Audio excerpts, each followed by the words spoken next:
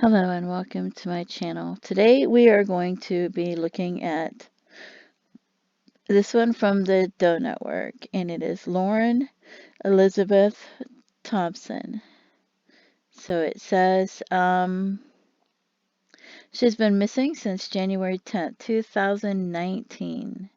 She was 33 years old at the time. She went missing from Beckville, Texas, Panola County. She's endangered missing. This says she's 5'5" and 135 pounds, and there's a lot of pictures of her there. So if you know anything if you have any information, you should contact the local authorities there. She has a butterfly tattoo on her lower back, two ears piercings in each ear. Her fingerprints and DNA is available.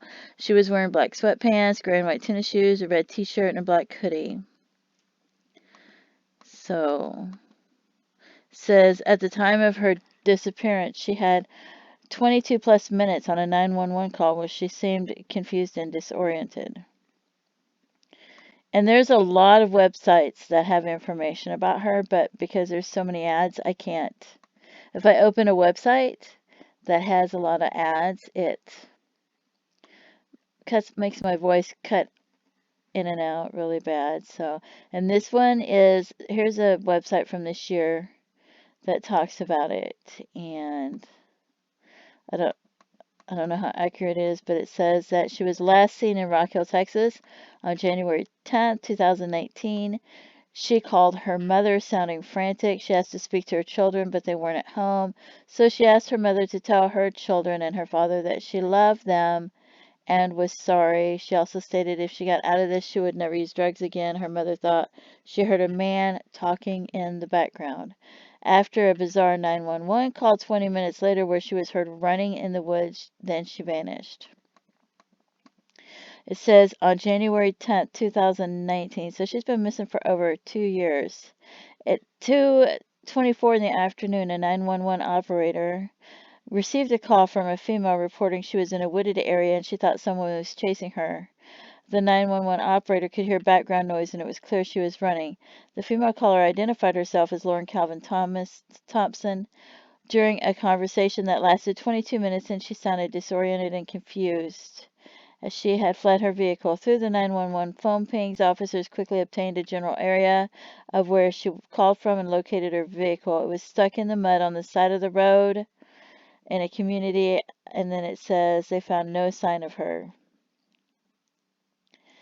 While the 911 operator still had her on the phone, officers were able to get in touch with people Lauren said she was with earlier in the day. One unidentified person she was with told us they had been in the area around Sabine River and Forest River fishing, and the friend had been in the car with Lauren when she said she ran off the road. He said he then told her he was going to walk to his house to get a vehicle to get them out of the mud, but she ran off into the woods. But they believe her car was run off the road. It says it somewhere else. So they think the phone call ended because her battery died. She could have lost cell phone service. The search for Lauren started on in the afternoon. Off-road vehicles and canine teams sourced the area during the first night. The next morning, 3 hours away in Fort Worth, Texas, Lauren's mother, Tori Colvin, woke to missed calls from the sheriff's office. Me and my husband called them back, and they asked if we'd heard from Lauren. I said no. They said they'd gotten a 911 call the day before and she was missing. So I don't know, that kind of contradicts what it said above, but maybe that's what they said. Maybe they weren't thinking clearly, or maybe they hadn't stood out to their minds. I don't know. Meanwhile, organized search teams were trying to find Lauren, and they located a shoe that was identified as belonging to the missing woman. It was such a heavily wooded area. No footprints were found around the shoe. Around 2,000 acres of heavily wooded terrain and open fields were searched with ground search crews and drones and helicopters, searching over 9,000 acres. Despite the search efforts by the SAR teams, Lauren could not be found.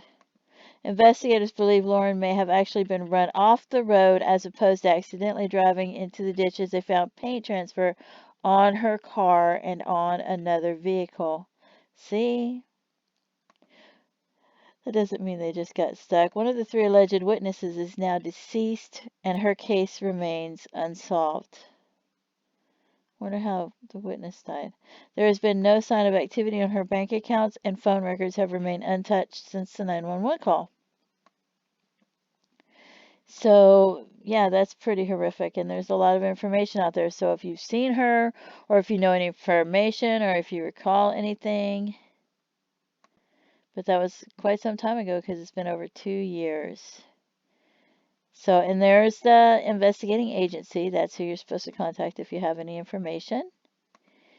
And like I said, there's several photos. She was only 33 years old, and nobody knows if she's okay. Hopefully she's fine, but who knows what happened to her. Hopefully she's still alive. So, and this right here says she's 5'5" and weighs 135 pounds with brown hair and brown eyes. She was last seen wearing dark colored pants, leggings, and a dark colored hoodie. If you have any information, there's who you're supposed to contact. So, I just find these things so upsetting. So, anyway, please feel free to leave comments, and thank you for tuning into my channel. I appreciate my viewers because I'm such a small channel, and